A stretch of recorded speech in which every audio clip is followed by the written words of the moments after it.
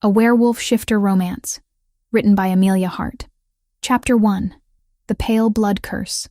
The village of Ashenmoor had learned to time their morning routines around Blanche's suffering. Not because they cared, but because watching her stumble through the market square with her head down and her white hair catching the early light had become a grim form of entertainment, a reminder that even among shifters, there were those marked by the moon goddess as less than. Blanche knew this, had always known this, from the moment she'd been old enough to understand the whispers that followed her ghost-white skin and the violet eyes that marked her as cursed. 22 years of rejection had taught her to keep her gaze fixed on the dirt-packed ground, to make herself small, to survive by becoming invisible in plain sight. This morning should have been no different. She'd woken before dawn in the abandoned cabin she called home, her breath visible in the frigid air that seeped through cracks in the walls. The single threadbare blanket she owned had done little to ward off the cold, but she'd long since stopped expecting comfort. Comfort was for people the village actually wanted. She'd spent 3 hours baking bread in the communal ovens, payment for which would be a handful of copper coins from the baker. Just enough to buy grain for next week. Just enough to keep breathing for another 7 days. The market was already bustling when she arrived, merchants calling out their wares, children darting between stalls, normal people living normal lives. Blanche kept to the edges, clutching the basket of bread against her chest as she made her way toward the baker's stall. "There she is," someone muttered. "The cursed one." Blanche's steps didn't falter. She'd heard worse. "My daughter got sick last week." Another voice rose. "Right after that thing walked past our house. Bad luck follows her everywhere. Unnatural creature." The words washed over her, familiar as breathing. She'd learned years ago that defending herself only made things worse. The villagers needed someone to blame for their troubles, and Blanche, with her albino skin and eyes the color of midnight violets, made an easy target. She reached the baker's stall and set the basket down carefully. The man, a weathered shifter with gray in his beard, counted the loaves without meeting her eyes. 6 coppers. He grunted, dropping the coins into her palm without touching her skin. Blanche pocketed them quickly and turned to leave. If she moved fast, she could make it back to her cabin before anyone decided today would be the day for something worse than words. She should have known better than to hope. Well, a voice drawled behind her. "If it isn't the ghost." Blanche's blood turned to ice. Jorah, the ferryman's son, built solid as his father's anvil and twice as cruel. He'd tormented her since childhood, graduated from pulling her hair to far worse as they'd grown. The scars on her arms from Wolfsbane burns were his handiwork, delivered when she'd been too young to know better than to fight back. "Please," she whispered, hating how weak her voice sounded. "I don't want trouble." "Hear that, boys?" Jorah laughed, and Blanche realized he wasn't alone. 6 other young men had gathered behind him, all wearing the same hungry expression. "She doesn't want trouble." The market square had gone quiet. Blanche saw people turning away, pretending not to notice. No one would help her. They never did. "We've been talking," Jorah continued, moving closer. Blanche backed up until her spine hit a wall. "About how you're not really one of us. Can't even shift, can you? So what are you?" "Omega," Blanche breathed. "I'm Omega, I swear. The Wolfsbane works on me. You've seen it." "Have we?" Jorah pulled something from his pocket. A small cloth pouch. Blanche's heart stopped when she recognized the dark powder visible through the fabric. "Because I think you're lying. I think you're something worse. Something that needs to be tested." "No." Blanche tried to run, but hands grabbed her arms, yanking her back. "Please, no. Not again." They dragged her to the center of the square, where everyone could see. Where everyone would watch and do nothing, just like always. Jorah opened the pouch, and the acrid smell of concentrated wolfsbane made Blanche's eyes water. "Let's see what happens when we give the demon a proper dose," Jorah announced to the crowd. "Maybe it'll finally show us what it really is." He threw the powder directly into Blanche's face. The effect was immediate and devastating. Wolfsbane was poison to all shifters, but concentrated like this, it felt like liquid fire spreading through her veins. Blanche's knees buckled and she hit the ground hard. unable even to scream as her body convulsed.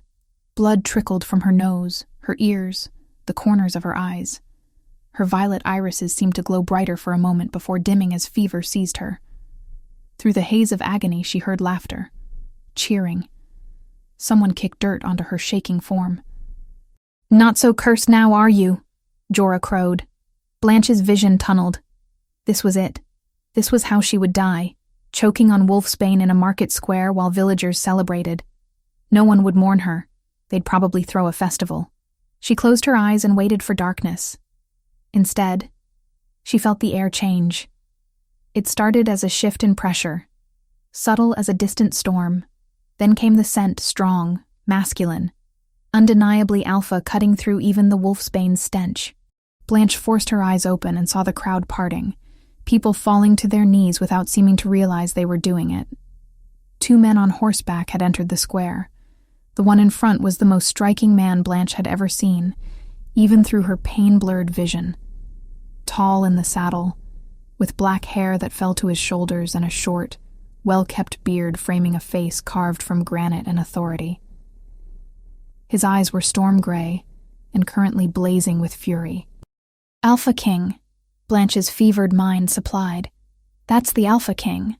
Caius Winterborn, who ruled every pack in the kingdom, sat perfectly still on his black destrier, taking in the scene before him.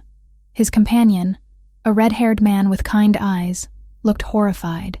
"Your Majesty," someone stammered. "We didn't expect—" Silence. The Alpha King's voice was soft, but it carried the weight of absolute command. Every voice in the square cut off mid-sentence. Caius dismounted in a single fluid motion.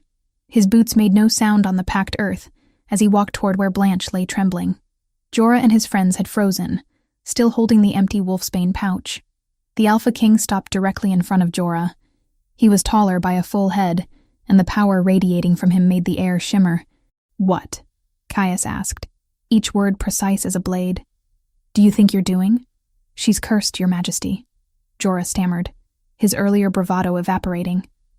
"We were just testing to see if she's really one of us." "Testing."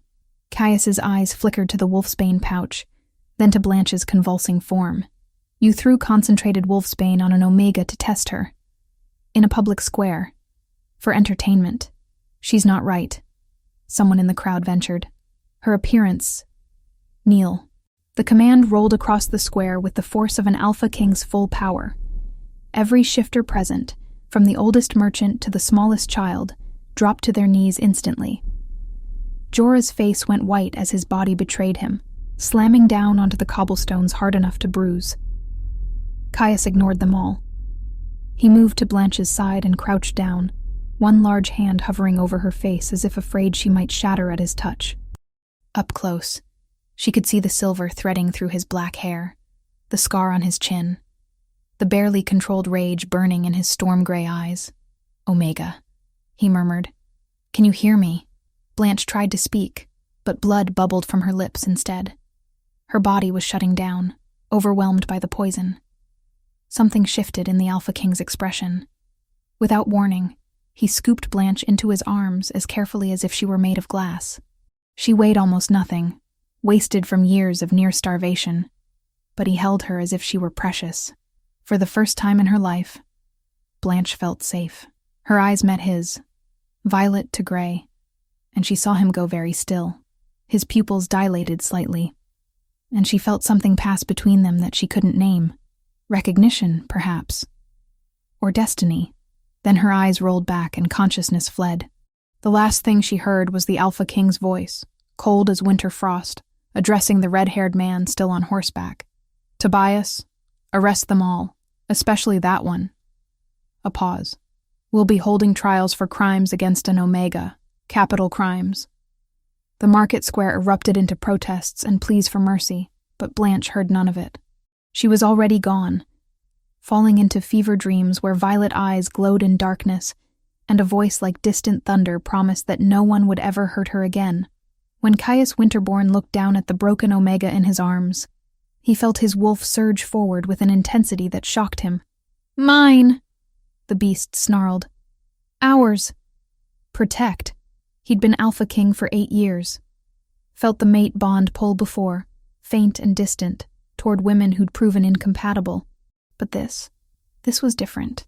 This felt like recognition on a soul-deep level that defied explanation. The girl's white hair spilled over his arm, catching the sunlight. Her violet eyes, now closed, had burned themselves into his memory. But more than her unusual appearance, it was her scent that called to him. Beneath the Wolfsbane's poison, she smelled of snow and starlight, and something ancient he couldn't quite place. Caius had come to Ashenmoor on routine border inspection. He'd planned to be gone by noon. Instead, he found himself holding a dying Omega, while his wolf howled for blood and justice in equal measure. "Tobias," he called, his voice still carrying that dangerous edge. "Clear the road. We ride for the castle. Now." "The trials, Your Majesty?" "Can wait." Caius looked down at Blanche's fever-flushed face.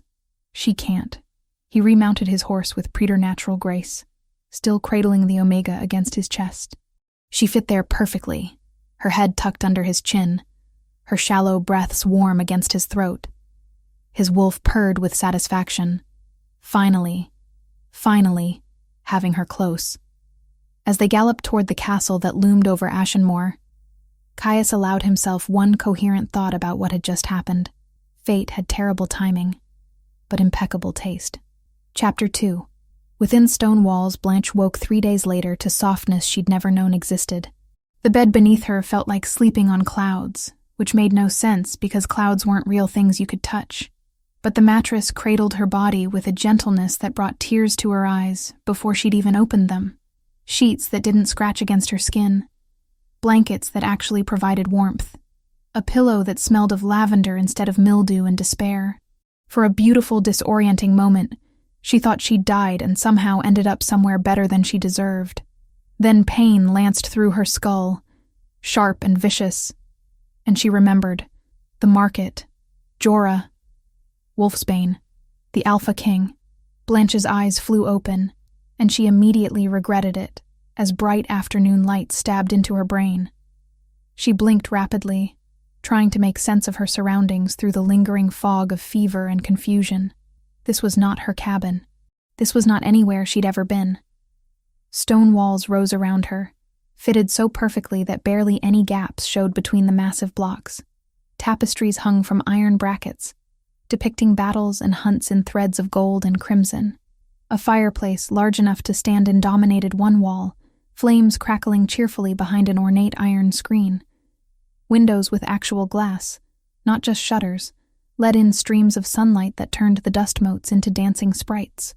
She was in the castle. The Alpha King's castle. Terror seized her throat.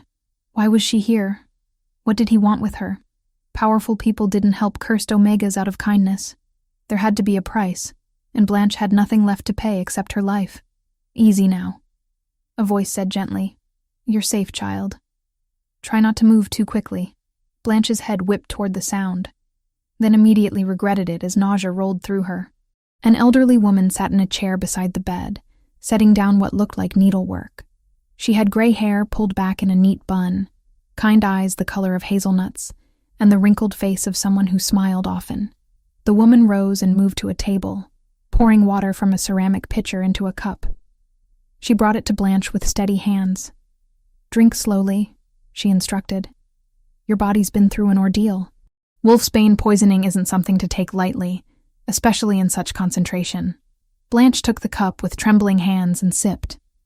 The water was cool and clean, nothing like the brackish stuff from the well near her cabin.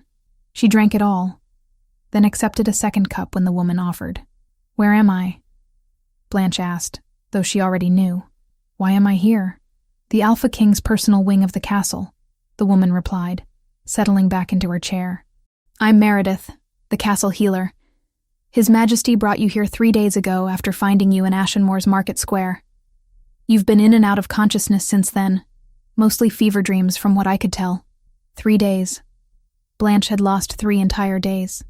"I don't understand," she whispered. "Why would he bring me here? I'm nobody. I'm nothing. The cursed one from Ashenmoor who can't even shift properly." Meredith's expression softened with something that looked dangerously close to pity. Blanche hated pity almost as much as she hated cruelty. At least cruelty was honest.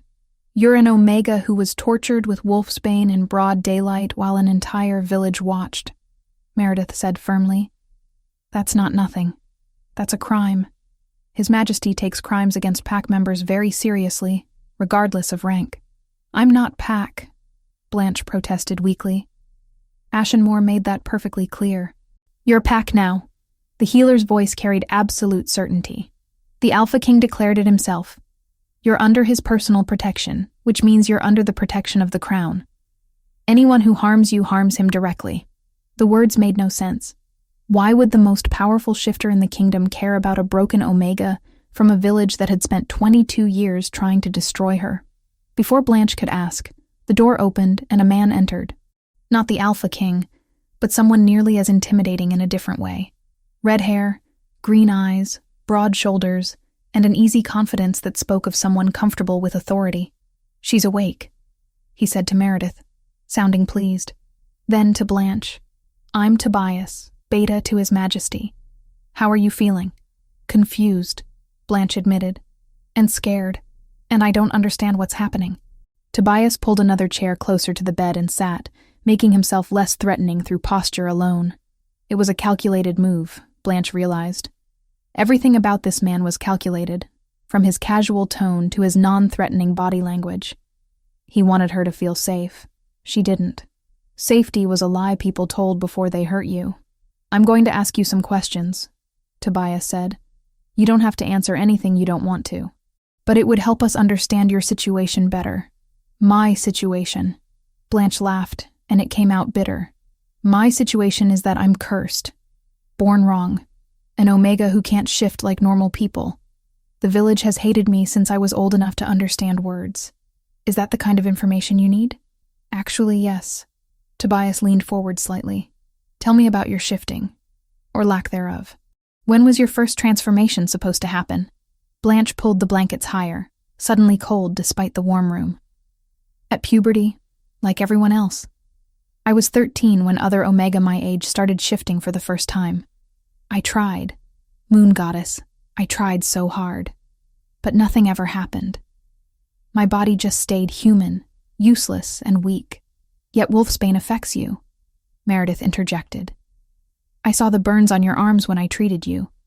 Old scars from previous exposures. If you weren't Omega, the poison wouldn't touch you at all. I know, that's what makes it worse. I'm Omega enough to be weak, but not Omega enough to be useful. Blanche met Tobias's eyes directly for the first time. The village called me cursed, an abomination, something that shouldn't exist. They weren't entirely wrong. Who told you that? Tobias asked, his voice deceptively mild. Everyone. The word came out flat. My parents died when I was 7. Fever took them both within a week. After that, the village elders tried to decide what to do with me. Some wanted to send me away to an orphanage in the capital. Others wanted to execute me as a mercy, since I'd never be able to contribute to pack strength. Meredith made a small, distressed sound. Tobias's expression went carefully neutral. They settled on letting me live in an abandoned cabin on the edge of the village. Blanche continued, the words flowing now that she'd started. 22 years of silence breaking open all at once. I could stay as long as I earned my keep and didn't cause trouble. So I worked. Cleaning, cooking, whatever tasks no one else wanted. It wasn't much, but it was survival. And Jorah? Tobias asked. The ferryman's son. How long has he been tormenting you? Blanche flinched at the name. Since we were children. He was always bigger, always stronger.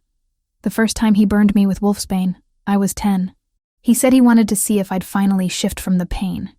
I didn't. I just screamed and cried while he laughed. Did anyone stop him? Why would they? Blanche's voice cracked. I was the cursed one. He was the future ferryman, strong and useful to the pack. Who do you think the village would choose to protect? Silence fell, heavy and uncomfortable. Meredith had tears in her eyes. Tobias looked like he wanted to break something, preferably Jorah's face. There's something you should know, Tobias said finally. His Majesty ordered immediate trials for everyone involved in the Market Square incident. Jorah and 6 others who participated directly. The trials were concluded yesterday. Blanche's heart stuttered. Concluded? Capital punishment was deemed excessive given this was their first offense against Crown law, but they've been sentenced to 20 years of hard labor in the silver mines. All 7 of them. They'll spend the rest of their useful lives underground, mining the very substance they used to torture you. The information hit Blanche like a physical blow. Jorah, who'd made her life a waking nightmare since childhood, was gone. Punished. Actually punished for what he'd done to her. She should have felt victorious, vindicated. Something other than this strange, hollow emptiness in her chest. "I don't understand," she whispered. "I'm nothing. Why would the Alpha King care? Why would he go to such lengths for someone like me?"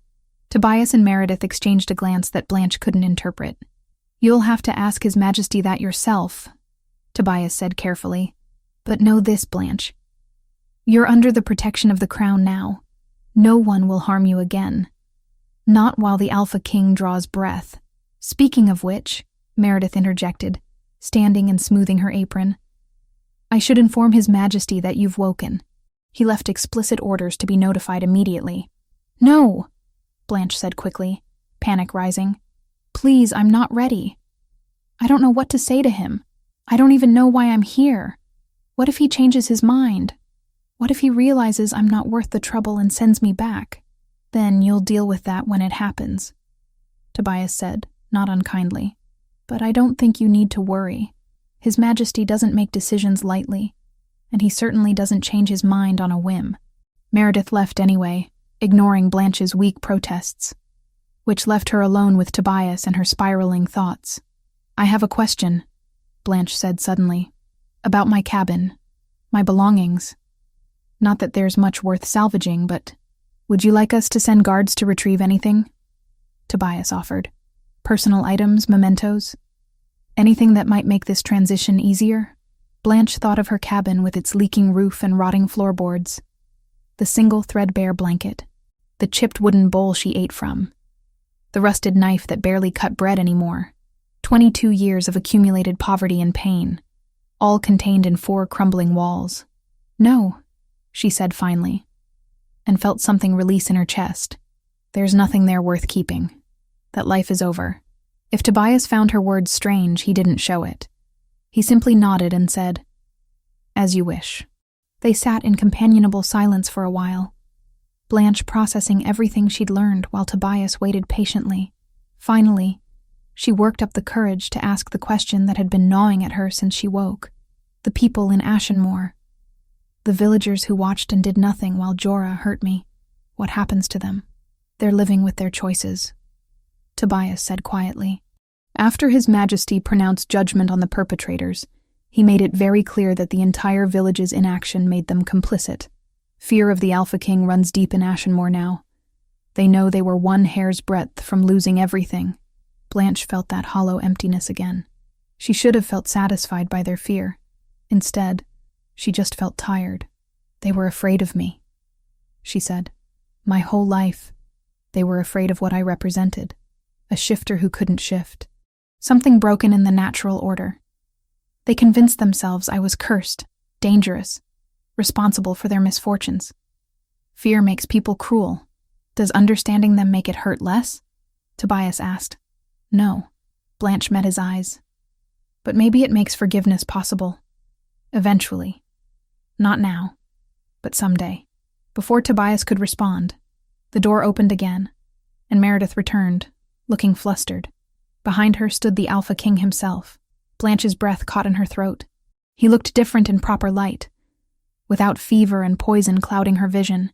Still imposing, still powerful beyond measure, but there was something in his storm-gray eyes that she hadn't expected.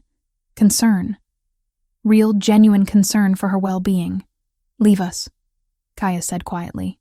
It wasn't a command exactly, but Tobias and Meredith departed immediately anyway, closing the door behind them. The Alpha King moved closer to the bed, and Blanche fought the urge to pull the blankets over her head like a child hiding from monsters. Except this particular monster had saved her life, and she didn't know how to reconcile that with everything she'd learned about powerful people. "You're awake," he said, and his voice was softer than she remembered. "How do you feel?" "Confused," Blanche admitted, because what else was there to say? Your Majesty, Caius. He pulled the chair Tobias had vacated closer and sat, making himself less towering, though no less powerful. When we're alone, you may call me Caius. That seemed wildly inappropriate. But Blanche wasn't about to argue with the Alpha King about proper forms of address. I don't understand why I'm here, she said instead. Why you helped me. Why you punished Jorah and the others. I'm nobody, just a cursed Omega from a village that wishes I'd never been born. Caius's expression darkened slightly. You're Omega. That alone makes you valuable, regardless of what ignorant villagers believe. But more than that, he paused, seeming to choose his words carefully. When I saw you in that market square, being tortured for entertainment, while an entire community watched and did nothing, something in me demanded action. My wolf recognized your pain, your isolation, and I will not tolerate such cruelty in my kingdom. So this is about justice, Blanche said slowly. About making an example of Ashenmoor. This is about protecting one of my own. Caius leaned forward slightly. Your pack now, Blanche. My pack, under my direct protection, which means you stay here, in the castle, until we figure out what comes next. What comes next? The words came out strangled. I can't stay here. I don't belong in a place like this. I'm just broken Omega who can't even shift. I'll be a burden, an embarrassment to your court. You'll be whatever you choose to be. Caius's voice carried absolute certainty. Starting with safe. No one will hurt you here. No one will call you cursed or treat you as less than you are. This is your home now, for as long as you need it. Blanche stared at him, searching for the lie, the hidden price, the inevitable betrayal. But all she found in those storm-gray eyes was sincerity, and something deeper that she couldn't name. For the first time in her life, Blanche felt the dangerous stirring of hope, and she had no idea if that would save her or destroy her completely. Chapter 3. Ancient Blood. The days following Blanche's awakening settled into an uneasy rhythm. She remained confined to her luxurious prison, exploring the boundaries of her chamber while trying to make sense of a world that had shifted beneath her feet. Meredith visited twice daily with meals and gentle conversation. Tobias checked in periodically with updates about castle life, but it was Caius's visits that unsettled her most. The Alpha King came every evening, just as the sun dipped below the horizon. He never stayed long, never pushed for conversation she wasn't ready to give. Sometimes he simply sat in the chair by the fireplace and worked through correspondence while she pretended to read books from the chamber's small library. Other times, he asked careful questions about her life, her thoughts, her dreams, before Ashenmoor had crushed them all.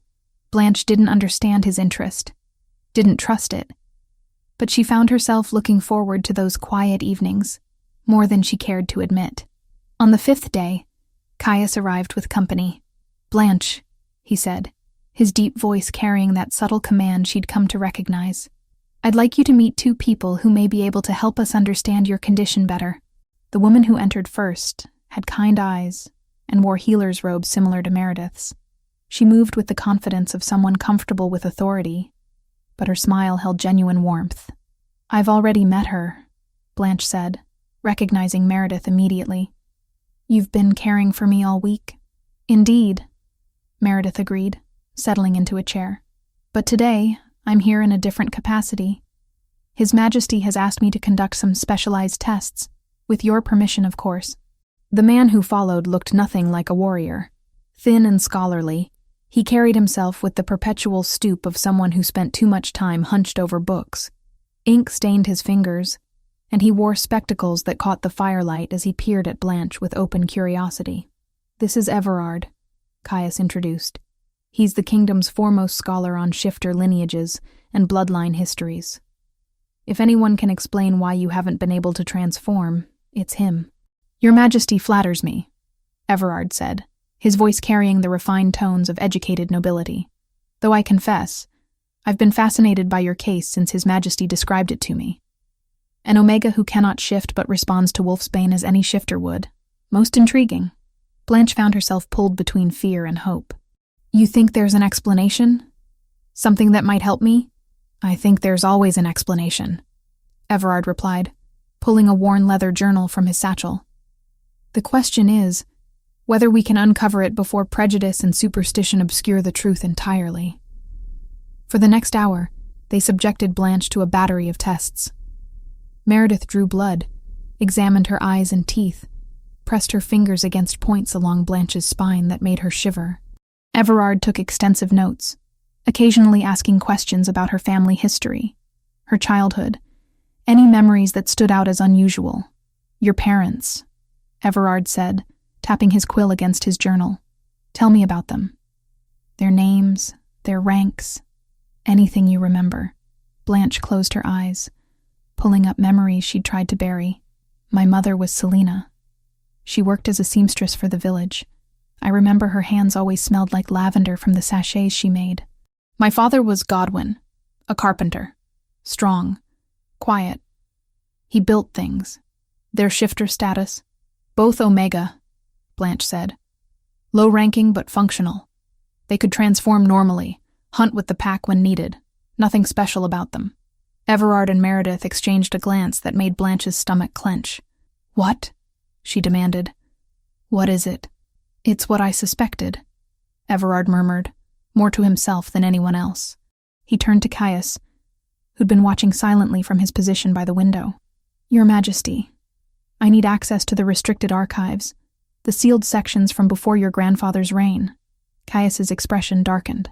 Those records are sealed for a reason, Everard, and that reason may be exactly why this young woman has suffered her entire life, Everard shot back, displaying a boldness that surprised Blanche. If I'm right about what she is, then we need those records. All of them. What am I? Blanche whispered, fear creeping up her spine. Please, just tell me. Meredith moved to sit beside her, taking Blanche's hands in her weathered ones. We need to conduct one more test first. A ritual test, using symbols that haven't been employed in common practice for generations. From her bag, Meredith produced a small wooden box. Inside, nestled in silk, lay 3 objects. A silver pendant engraved with a crescent moon, a vial of dark liquid that smelled of earth and iron, and a piece of parchment covered in symbols Blanche didn't recognize. These are ancient, Meredith explained, from a time when shifter magic was understood differently, when bloodlines carried gifts that went beyond simple transformation. She arranged the objects in a triangle on the small table beside Blanche's bed, then uncorked the vial. The liquid inside gleamed like liquid midnight. Give me your hand, Meredith instructed. Blanche obeyed, watching as the healer used a small knife to prick her finger. 3 drops of blood fell onto the parchment, spreading across the strange symbols and patterns that defied gravity. For a moment, nothing happened. Then the blood began to glow. Not red, as blood should glow if it glowed at all, but violet, the exact shade of Blanche's eyes. The light intensified, spreading from the parchment to the pendant, which began to hum with a frequency that made Blanche's teeth ache. The symbols seemed to move, rearranging themselves into new configurations that hurt to look at directly. Impossible, Everard breathed, his face going pale. The records spoke of this, but I thought it was legend. Myth. Not something that could actually exist in the modern age. What's happening? Blanche demanded, pulling her hand back. The violet glow faded immediately, leaving only normal blood on the parchment. What did you just do to me? Caius crossed the room in 3 long strides, his presence suddenly protective rather than merely observational. Explain. Now. Everard sank into a chair as if his legs had given out. Your Majesty, this woman is not simply an Omega who cannot transform. She's something far rarer, far more significant. He looked at Blanche with something approaching reverence. You're what the ancient text called an Omega of the Void Moon. The phrase meant nothing to Blanche, but it clearly meant something to Caius. His entire body went rigid, and when he spoke, his voice carried a dangerous edge. Those are extinct. They were hunted to extinction centuries ago. Apparently not, Meredith said quietly. The bloodline survived, hidden among common Omegas, diluted over generations until the gifts lay dormant, waiting for the right circumstances to manifest. Someone needs to explain what you're talking about, Blanche interrupted, her voice sharp with fear and frustration. In words I can actually understand. Everard took a steadying breath.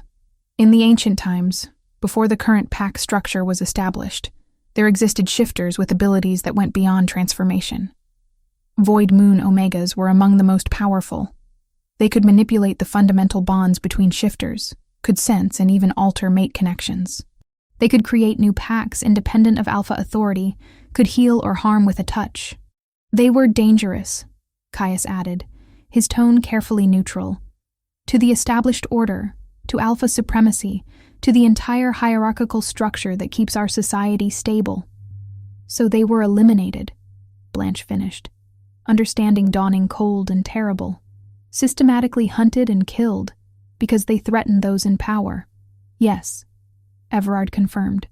But the records I've studied mention one crucial detail. The gifts of the Void Moon Omegas were sealed at birth through ancient magic. The seals prevented transformation and kept the abilities dormant, making the children appear ordinary. But the seals can be broken under specific circumstances. Blanche's throat went dry. What circumstances? The acceptance of a true mate bond, Meredith said gently. Love freely given, not forced or coerced. Safety and belonging after a lifetime of rejection. The seal breaks when the Omega finally feels worthy of the power she was born to wield. The implications crashed over Blanche like a wave.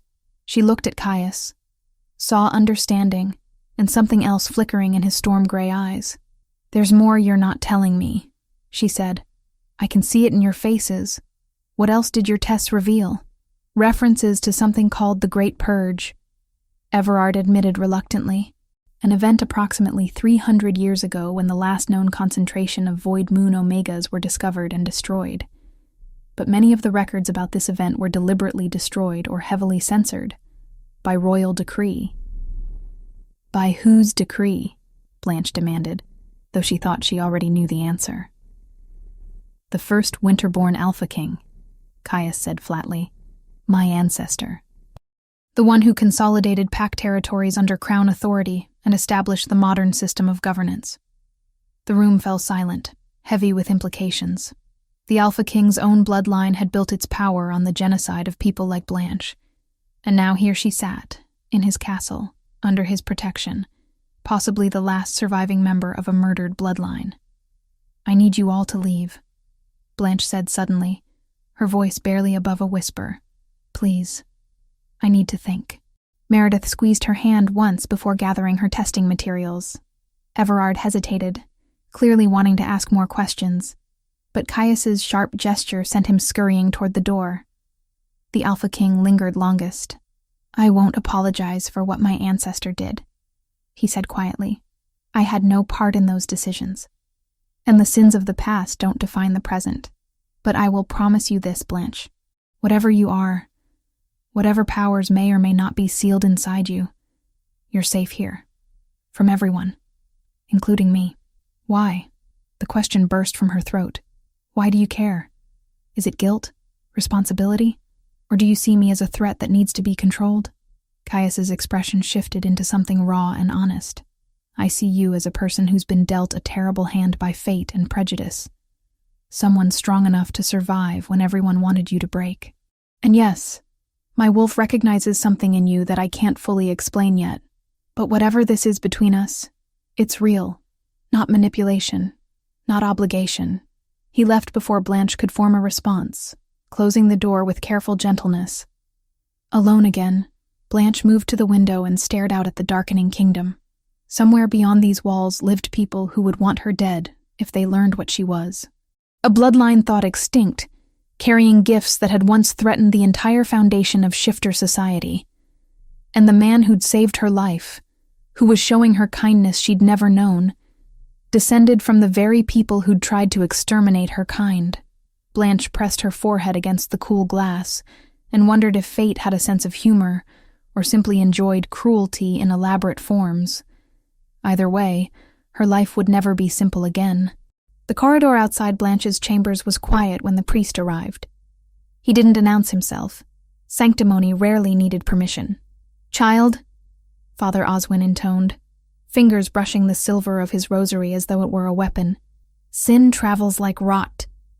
It takes root in the bones of those who invite it." Blanche kept her hands folded to hide the tremor. If you came to bless the walls, you can do it without speaking to me. His eyes lingered on her hair, on the ghost white that had always made people cruel. I came to warn the king. Wolves who cannot change are mistakes. Mistakes should be corrected, before they spread. Get away from her. Tobias's voice carried from the far end of the hall, flat and absolute. 2 guards fell in at his shoulders. You will leave the royal wing now, father. The priest's smile thinned. You put the whole keep in danger. His gaze slithered back to Blanche. And one day, girl, the goddess will ask who paid the price. Oswin turned on his heel, robes whispering. He didn't come back. Not to the royal wing, not while guards watched the doors, and Tobias watched the guards. Chapter 4. Shadows of Conspiracy. The training courtyard was deserted at dawn, which suited Blanche perfectly. She'd spent 3 weeks in the castle now, long enough to learn its rhythms and hidden spaces, long enough to understand that Caius's protection meant she was watched constantly, but carefully, guards positioned at discreet distances, servants who reported her movements, all done under the pretense of keeping her safe. Blanche suspected it was equal parts protection and precaution. She was, after all, the first living void moon Omega anyone had seen in 3 centuries, a walking contradiction of everything the modern pack system claimed to have resolved. You're improving. Caius's voice came from behind her, making her spin around with the practice sword still raised. He stood in the archway, dressed in simple training leathers that somehow made him look more dangerous than his formal court attire. Your footwork is cleaner. Less hesitation in your strikes. Again, Caius said. But this time breathe like you're answering a command, slow and all the way down. Blanche raised the practice blade. The forms were muscle and breath now. Fear lived elsewhere. On the 4th pass, something shivered under her skin. Not a shift, not fully, but a pressure like a door unlatching in a locked house. Her nails lengthened to points, and then retreated. For a heartbeat, her pupils thinned, violet gone star-bright, and the scent of iron and snow flooded her mouth. She staggered. Caius was there before she fell, steady hands at her elbows, eyes searching. That, he murmured, voice low with a wolf's satisfaction, wasn't nothing. Meredith arrived breathless, drawn by the guard's alarm. The healer pressed fingers to Blanche's pulse, then to the notches along her spine. Transient expression, she said at last, relief softening the lines of her face. Claws. Eyes. A body remembering a language it was forbidden to speak. Blanche swallowed. It hurt, but it felt true. We go slow, Caius said, the command gentled into promise. No forcing doors. You open them, on your terms. Heat crept up Blanche's neck. She'd thought she was alone, had been practicing the combat forms he'd been teaching her for the past 2 weeks. Basic defense, he'd called it. Tools to protect yourself when words and status aren't sufficient. I couldn't sleep, she admitted, lowering the wooden blade. Too many thoughts. About your nature? He moved into the courtyard properly, picking up a practice sword of his own. Or about what Everard's been discovering in the restricted archives. Both. Blanche watched him circle her, noting the predatory grace in his movements. 3 weeks of proximity had taught her to read his moods through body language. Right now, he was tense. Something had happened. You look worried. What's wrong? Caius lunged without warning, and Blanche barely got her sword up in time to deflect.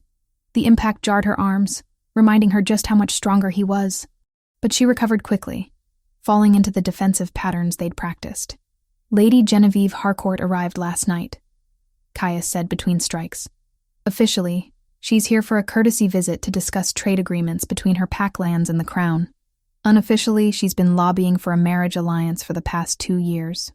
Blanche stumbled, and Caius pulled his next strike. Marriage? To you? She's from a powerful pack. Good bloodlines, significant resources, politically well-connected. His tone was absolutely neutral, which somehow made it worse. By all traditional measures, she'd make an excellent Luna. Something cold and sharp twisted in Blanche's chest. She attacked with more force than technique, driving Caius back several steps before he caught her blade with his own. Then why haven't you accepted? The question came out more aggressive than she'd intended. Caius held her gaze, and for a moment, the world narrowed to just the two of them. Practiced swords crossed between their bodies, close enough that she could see the silver threads in his dark hair. Because, he said quietly, I'm waiting to see if there's a better option. Before Blanche could process that statement, footsteps echoed across the courtyard. Tobias appeared, looking grim. Your Majesty, we have a situation that requires your immediate attention. Caius stepped back, lowering his sword. What kind of situation? The kind involving missing correspondence, forged seals, and at least 3 pack territories that shouldn't be communicating with each other, but apparently are. Tobias's expression darkened. Someone's been using crown messengers to coordinate something. Discreetly. Show me. Caius handed his practice sword to a nearby weapons rack, then glanced back at Blanche. We'll continue this later. Both the training and the conversation. She watched them leave, heart still racing from more than just physical exertion. A marriage alliance. Of course there would be marriage alliances. Caius was the Alpha King. He needed a Luna. Needed heirs. Needed all the political machinery that came with absolute power. And Blanche was a broken Omega who couldn't even shift, whose very existence threatened the foundation of the system Caius ruled. She practiced for another hour, working through her frustration with increasingly aggressive forms. By the time she finally returned to her chambers, sweat-soaked and exhausted, she found Meredith waiting with clean clothes and concerned eyes. You push yourself too hard, child, the healer chided gently. Not hard enough, Blanche muttered, accepting the towel Meredith offered. I'm still weak compared to everyone else here. One good hit, and I'd be done. Physical strength isn't the only kind that matters. Meredith helped her out of the practice leathers, tisking at the bruises already forming on Blanche's arms. His Majesty is teaching you to defend yourself, which is wise. But don't mistake combat prowess for true power. Blanche sank into the chair while Meredith prepared a bath. What do you know about Lady Genevieve? The healer's hand stilled for just a moment. Why do you ask? Because Caius mentioned she's here. Because apparently she wants to marry him. Because I need to understand the court politics if I'm going to survive here. Meredith finished preparing the bath before speaking. Lady Genevieve is beautiful, well-educated, and comes from one of the oldest pack families in the kingdom.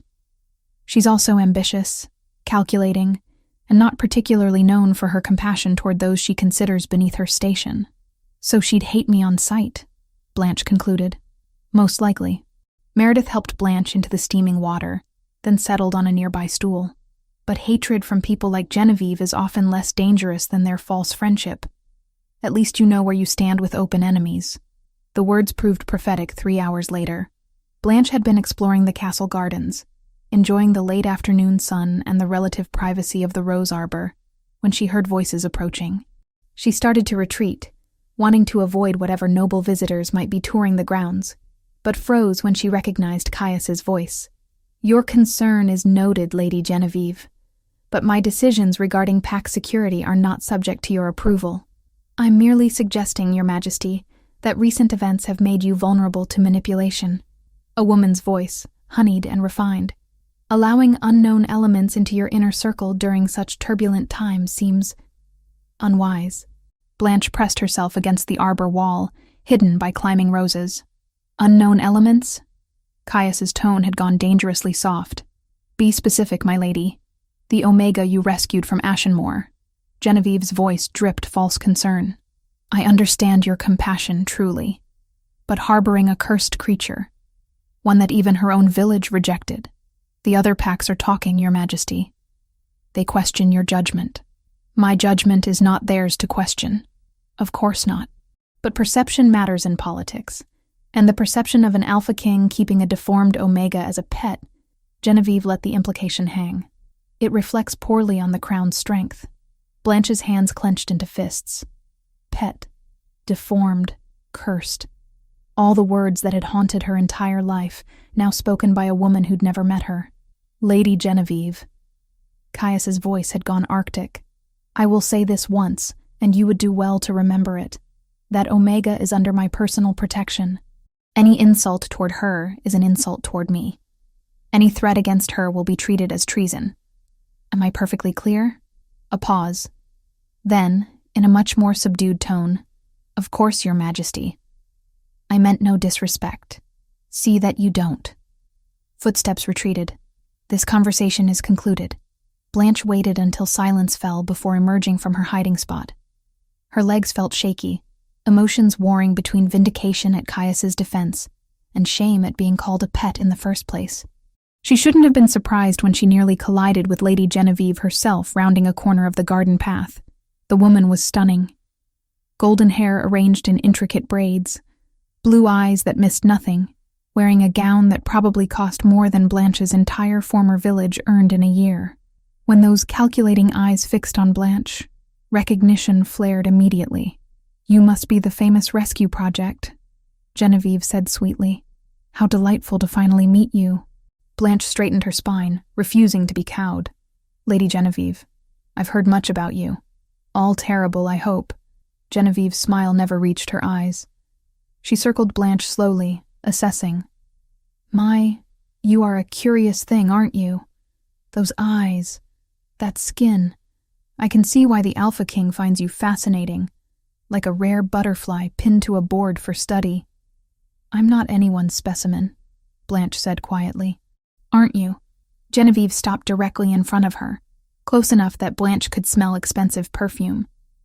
"Tell me, little ghost, do you truly believe His Majesty's interest in you is personal? Or do you think perhaps there's something else at play? Some strategic value to claiming the last of an extinct bloodline?" The words hit harder than any physical blow, because they echoed Blanche's own deepest fears. "I don't expect someone like you to understand," Blanche managed. "Someone like me?" Genevieve laughed, the sound musical and cruel. "Oh, child, I understand perfectly. I understand that you're playing a game you're utterly unequipped for. Court politics aren't kind to broken little omegas who can't even shift.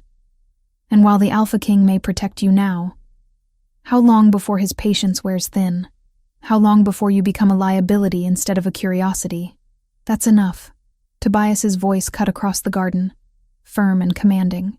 He'd approached without either of them noticing. "Lady Genevieve, I believe your escort is waiting to show you to the East Wing." Genevieve's mask of politeness slid back into place. "Of course. It was lovely meeting you, Blanche. I'm sure we'll be seeing much more of each other."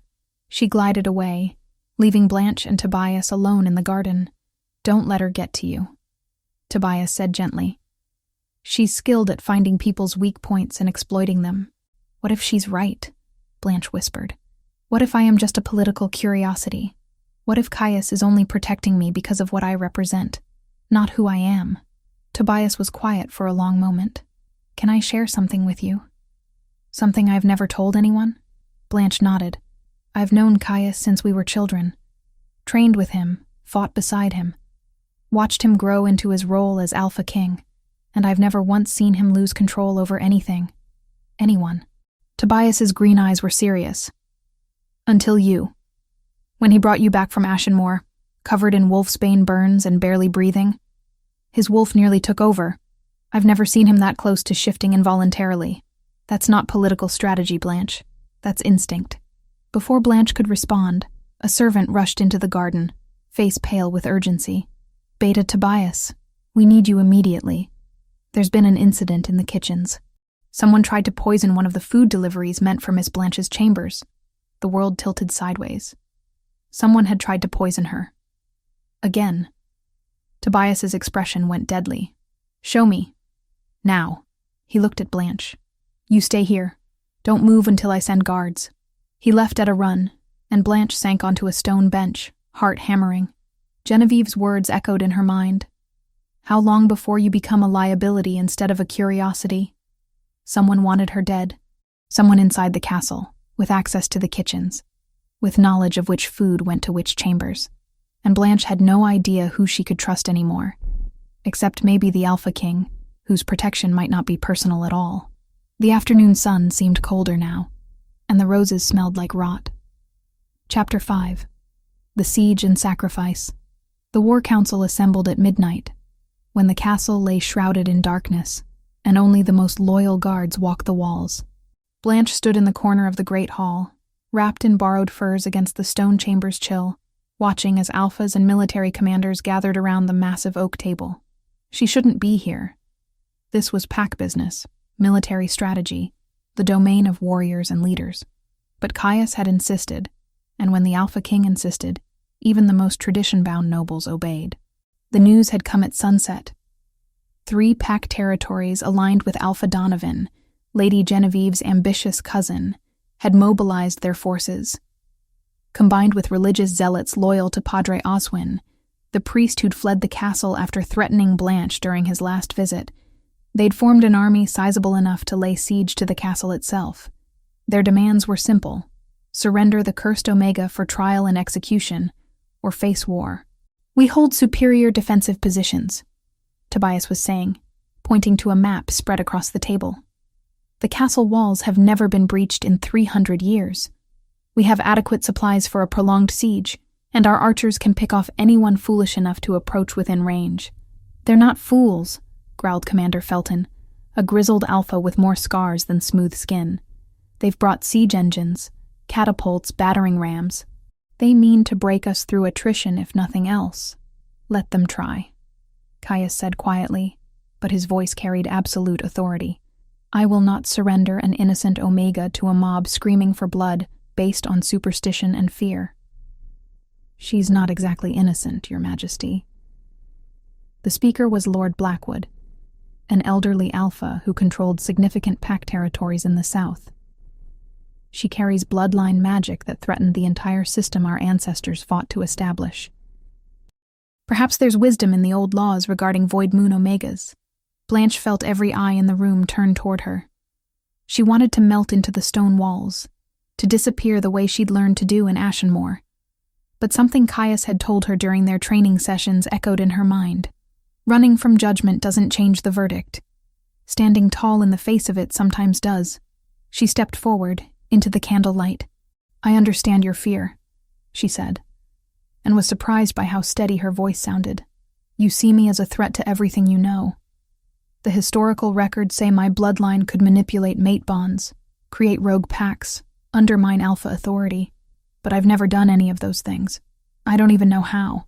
I'm just an Omega who couldn't shift until very recently, who's been shown more kindness in this castle than in 22 years among my own people." "Pretty words," Lord Blackwood countered. "But power doesn't require intent to be dangerous. A wildfire doesn't mean to burn down the forest." "Then teach me control," Blanche challenged. "Give me the chance to prove I'm not the monster you fear. Or execute me now and prove you're no better than the villagers who tortured me for entertainment." Silence fell. Then Caius stood, and the weight of his presence filled the hall. "This discussion is concluded," he said flatly. "We defend the castle. We defend Blanche. Anyone who has a problem with that is welcome to join the siege forces outside." No one moved. Even Lord Blackwood bowed his head in reluctant acceptance. The council dispersed, leaving Blanche alone with Caius in the echoing chamber. She expected him to be angry at her for speaking out, for challenging nobility during a war council. Instead, he looked at her with something that might have been pride. "That was either very brave or very stupid," he said. "Probably both." Blanche wrapped the furs tighter around herself. "I'm sorry if I overstepped." "You didn't." Caius moved to the fireplace, staring into flames that cast dancing shadows across his features. "You spoke truth to people who needed to hear it. Some of them might even remember it when this is over. You think we'll survive? I think we have to." He turned to face her fully. "Blanche, there's something you need to know. About why this is happening now. Why the conspiracy has moved so quickly." Dread pooled in her stomach. What did Everard find in the archives? Evidence that the Great Purge 300 years ago wasn't complete. "My ancestor, the first Winterborn king, ordered the extermination of all Void Moon Omegas. But some survived by having their children sealed at birth, their gifts hidden through magic. Those children were scattered among common packs, their true nature dormant. So there could be others," Blanche whispered. "Other sealed Omegas who don't know what they are." "Yes. And if those seals can be broken, if Void Moon Omegas return in significant numbers," Caius's expression was grim, "it would fundamentally alter the balance of power in every pack territory. Alphas like Donovan and traditionalists like Lord Blackwood see that as an existential threat. They want you eliminated before you become a symbol of change. I don't want to be a symbol. Frustration leaked into Blanche's voice. I just want to exist without people trying to kill me for what I was born as. I know. Caius crossed the space between them in 3 long strides. Up close, she could see the exhaustion in his eyes. The weight of leadership pressing on shoulders that carried an entire kingdom. But sometimes we don't get to choose what we represent to others. We only get to choose how we respond. Blanche looked up at him, at this powerful alpha who'd defended her repeatedly, who'd changed laws and challenged tradition for her sake, who'd never once asked for anything in return. The manuscript Everard found. She said slowly, the one explaining how void moon seals break. It mentioned a true mate bond, freely accepted. Is that why you've been...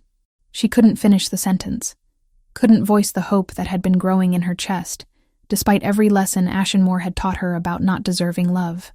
Caius's hand came up to cup her cheek, his touch gentle despite the roughness of his palm. I won't lie and say that information wasn't relevant.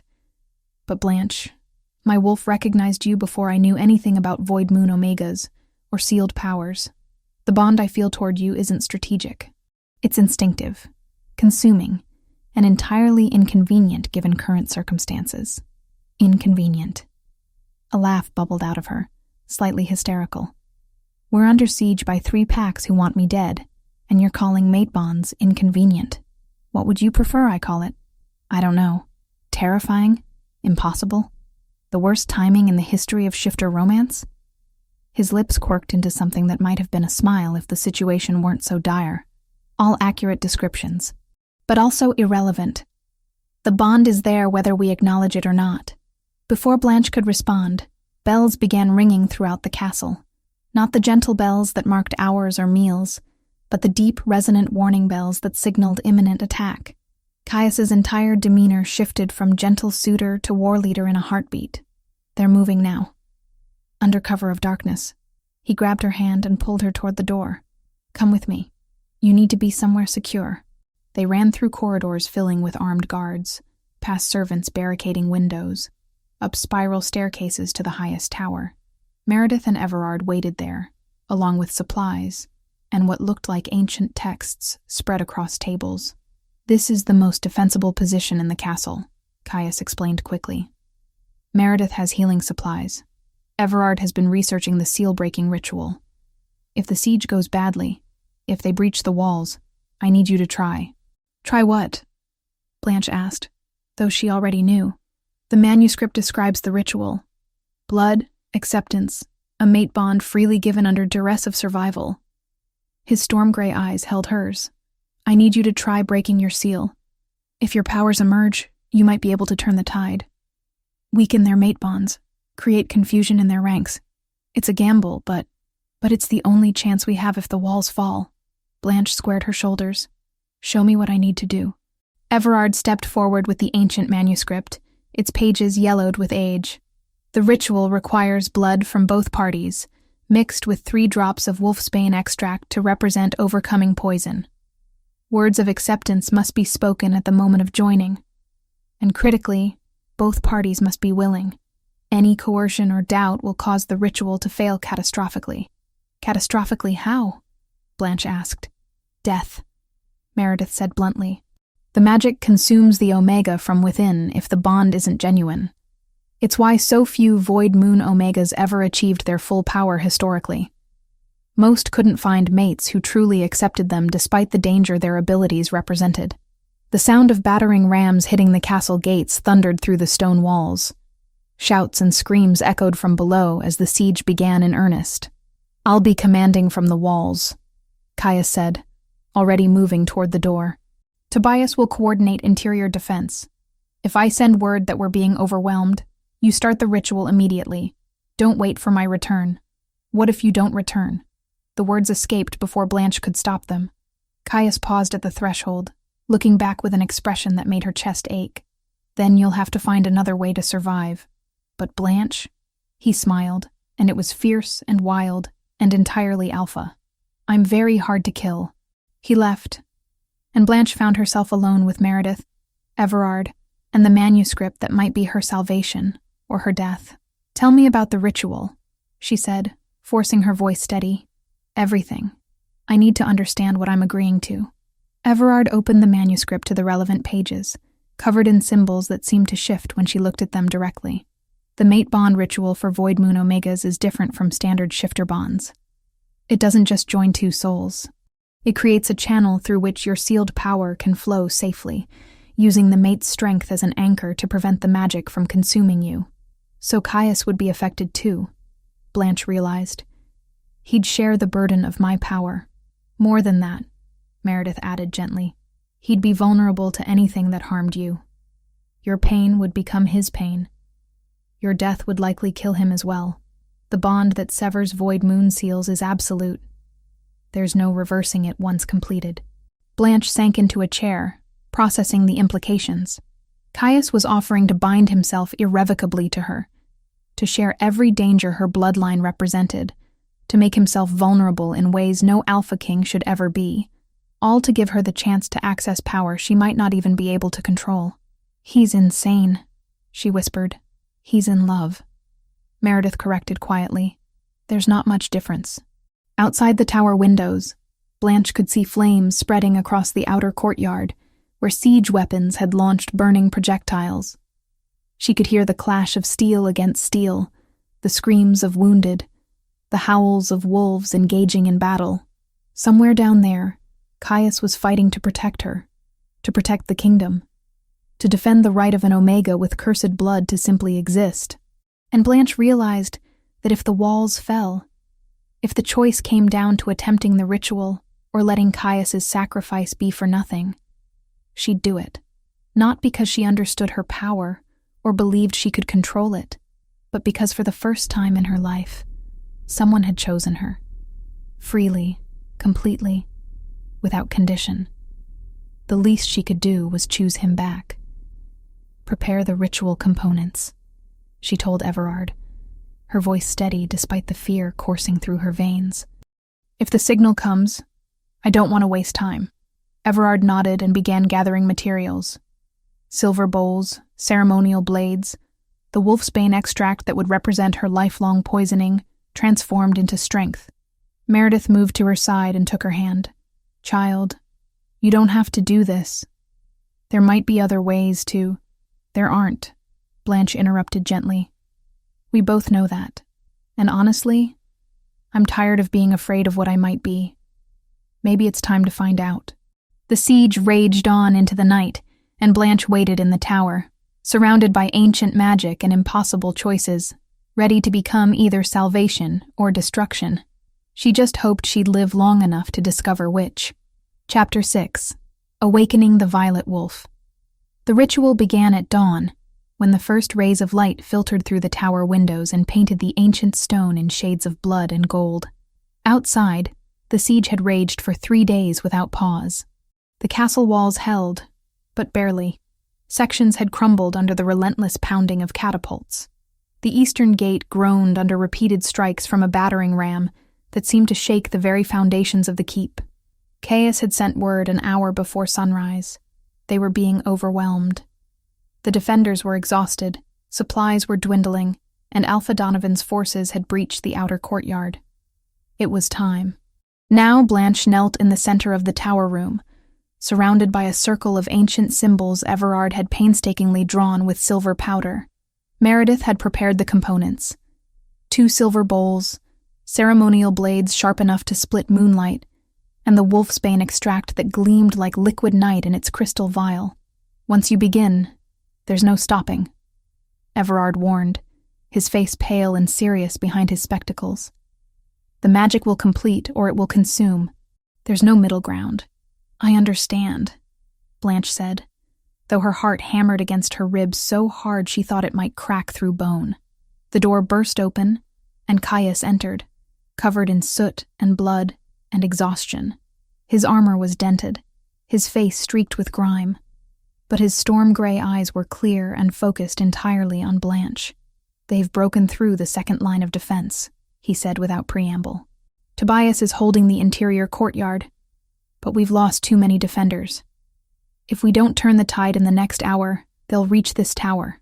Then we don't have an hour to waste. Blanche stood, forcing her legs steady despite the fear coursing through her. The ritual. Now. Caius moved to stand opposite her within the circle, and Meredith and Everard retreated to the edges of the room. The healer's hands were clasped tightly, her weathered face lined with worry. The scholar clutched his manuscript, ready to read the words that would either save them or destroy them all. "You're certain?" Caius asked quietly, for her alone. "Blanche, once this bond is formed, I'll share everything with you. Your pain, your power, your very life force. If you die, I die. If the magic consumes you, it consumes me as well. There's no protection for me in this ritual. I know." Blanche reached for his hands, feeling them large and warm and solid in hers. "You've given me protection, safety, the first home I've ever truly had. Let me give you something in return, even if it's terrifying." His fingers tightened around hers. "I need you to know something before we start. My wolf recognized you that first day in Ashenmoor, not because of your bloodline or your power, because you were brave enough to survive when the world wanted you broken, because you have more strength in your smallest finger than most alphas have in their entire bodies. That's what I'm binding myself to, not a void moon omega. You." Tears burned in Blanche's eyes, but she blinked them back. There would be time for crying later, if they survived. "Begin the ritual," Caius commanded, his voice carrying the weight of absolute authority. Everard opened the manuscript and began to read in a language Blanche didn't recognize, words that felt old and powerful and dangerous. Meredith approached with the ceremonial blades, handing one to each of them. "Blood given freely," Everard intoned, still reading from the ancient text. "Blood shared between souls who choose each other beyond logic, beyond fear, beyond the laws of pack and crown." Blanche drew the blade across her palm, watching crimson well up immediately. The pain was sharp but clean. Caius did the same without hesitation, his larger hand bleeding more profusely. They clasped hands, their blood mingling and dripping into the silver bowl Meredith held beneath them. The moment their blood mixed, Blanche felt something spark between them.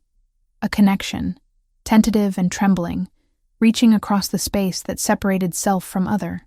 Wolfsbane conquered, Everard continued, and Meredith added 3 drops of the dark extract to their combined blood. The mixture hissed and steamed, releasing a scent that made Blanche's wolf stir for the first time since her partial transformation weeks ago. "Now the words," Everard said urgently. "Repeat after me, both of you together. I bind my soul to yours, freely given. I bind my soul to yours, freely given," they said in unison, their voices overlapping.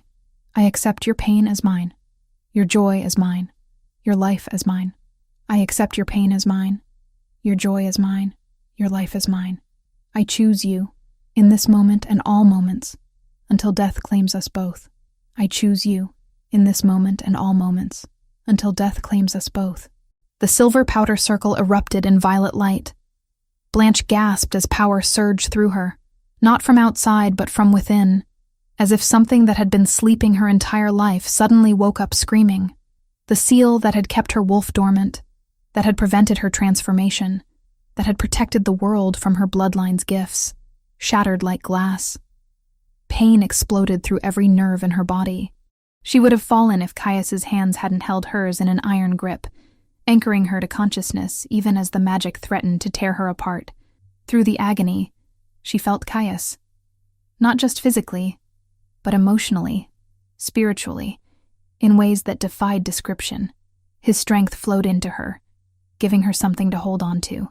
His wolf howled in triumph, calling to her own, and her wolf answered. The transformation tore through Blanche with violence that should have killed her. Bones broke and reformed, muscles tore and regenerated.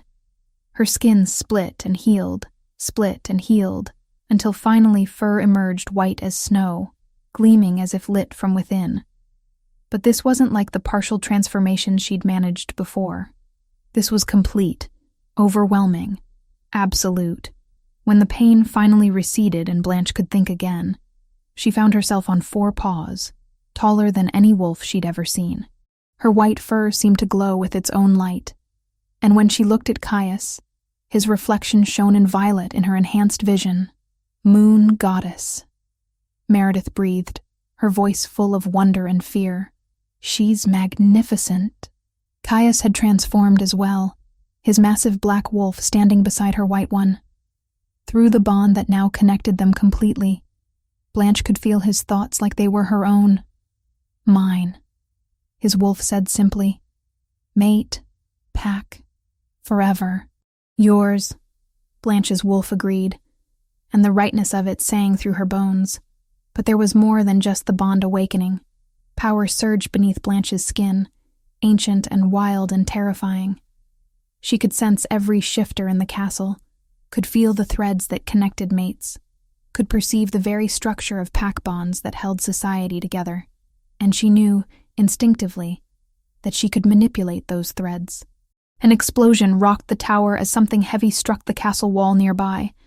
Screams echoed from below, along with the howls of wolves locked in mortal combat.